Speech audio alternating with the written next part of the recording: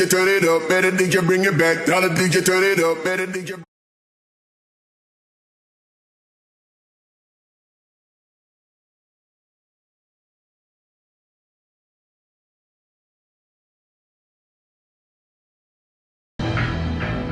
Em seu livro de 1966, A Vida Inteligente no Universo, o famoso cientista e astrônomo Carl Sagan definiu o entendimento moderno da composição dos corpos celestiais em todo o cosmos. Carl Sagan sugeriu que um satélite natural não pode ser um objeto oco. Isso é muito estranho. Por que a Lua vibraria se não fosse um objeto oco? Isso sugere que ela é artificial.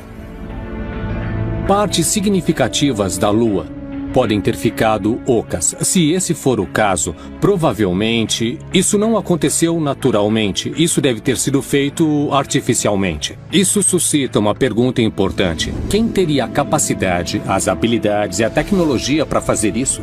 Certamente não fomos nós. Isso só poderia ser um trabalho de extraterrestres e de ninguém mais. É possível que a Lua não só seja oca, mas também seja uma estrutura artificial?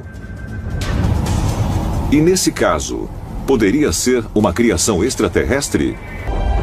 Talvez mais pistas possam ser encontradas examinando as evidências científicas que sugerem que a Lua é de fato oca.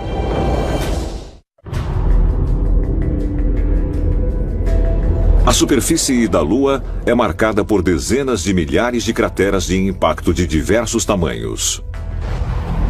Os cientistas sugerem que isso se deve ao fato de nunca ter existido uma atmosfera na Lua para ajudar a protegê-la do bombardeio dos detritos espaciais. Não existem forças de erosão naturais como o vento ou água corrente para afetar a superfície. E existe pouca atividade geológica para ocultar os danos causados durante a história da Lua. Ao estudar a distribuição das crateras, descobre-se que a superfície está totalmente saturada, isto é, que existem crateras dentro de crateras em toda a escala de tamanhos. Uma coisa muito interessante sobre as crateras lunares é que, mesmo que algumas delas sejam muito grandes e outras sejam muito pequenas, todas elas parecem ter a mesma profundidade. E isso realmente não devia acontecer em um corpo celestial. Deveriam existir variações de profundidade. Então, por que as crateras da Lua são tão uniformes? Isso é muito, muito incomum e não é mesmo explicável em termos da geofísica convencional ou estabelecida. Algumas crateras na Lua não são nem parecidas com o jeito como deveriam ser. Na verdade, são crateras incrivelmente amplas e no local do ponto de impacto, elas são convexas, o que significa que ainda há uma saliência, mas isso não faz o menor sentido. É como se houvesse alguma coisa por baixo da superfície lunar que é muito resiliente e que impede que as crateras sejam mais profundas do que são. Isso só poderia ser ou uma rocha muito mais dura, e não pode ser assim por causa da massa da Lua, ou então uma esfera de metal de algum tipo que impeça mais danos. Será que a profundidade uniforme das crateras na Lua sugere algum tipo de barreira metálica por baixo das rochas e do solo lunar?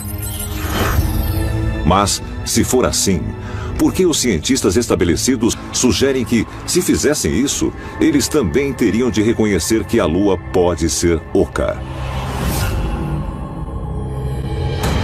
Soltem ao chegar à distância. 20 de novembro de 1969.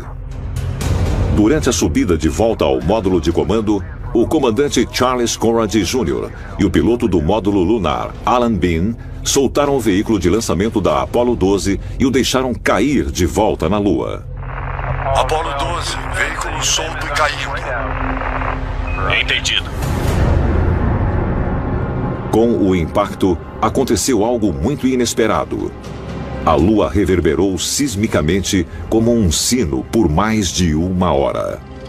Com Apollo 12, as pessoas falam de uma queda, mas não foi mesmo uma queda, foi uma saída de órbita do foguete usado para lançar o módulo lunar.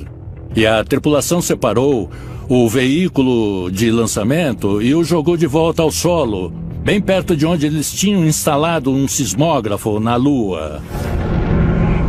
Bom, ela vibrou, e isso foi uma primeira pista quanto à solidez da superfície da Lua. E o mais incrível nisso tudo é que, de repente, a Lua começou a soar como um sino, e acabou fazendo isso por quase 1 hora. O Dr. Wernher von Braun, que na época era o diretor da NASA, decidiu que a Apollo 13 iria derrubar intencionalmente uma parte mais pesada do foguete na superfície lunar. E quando fizeram isso, a Lua soou como um gongo, desta vez por mais de 3 horas, em uma profundidade de mais de 32 quilômetros. Isso não era esperado e ainda intriga muitos cientistas atualmente. A inferência é que a Lua deve ser oca, porque na superfície a Lua é feita predominantemente de um tipo de rocha chamada basalto. Embora seja uma rocha muito leve, ela também absorve os impactos extremamente bem. E se toda a Lua fosse feita desse tipo de rocha, não se esperaria que ela reverberasse quando um grande impacto acontecesse. A razão disso ser considerado é porque a ideia de a Lua ser oca contradiz tudo o que sabemos de física. Será que a Lua foi colocada no lugar no passado remoto? E como evidência, eles falam das pesquisas que indicam que a Lua é, na verdade, uma espaçonave.